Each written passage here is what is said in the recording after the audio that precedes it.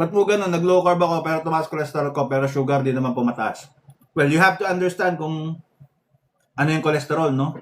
It's really not something na kinakatakutan on its own. So, sa totoo lang, okay lang yon. Kasi cholesterol on its own or LDL on its own, walang problema.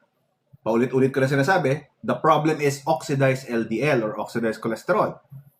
So, you have to find out whether or not oxidized ba yung cholesterol na sinasabi mo. Kasi kung hindi naman oxidized, on its own, wala naman siyang problema. So, maraming mga low carbers ang matataas ang cholesterol.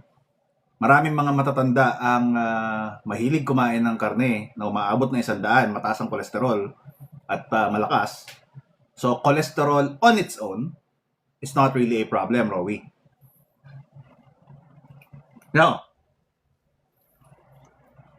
cholesterol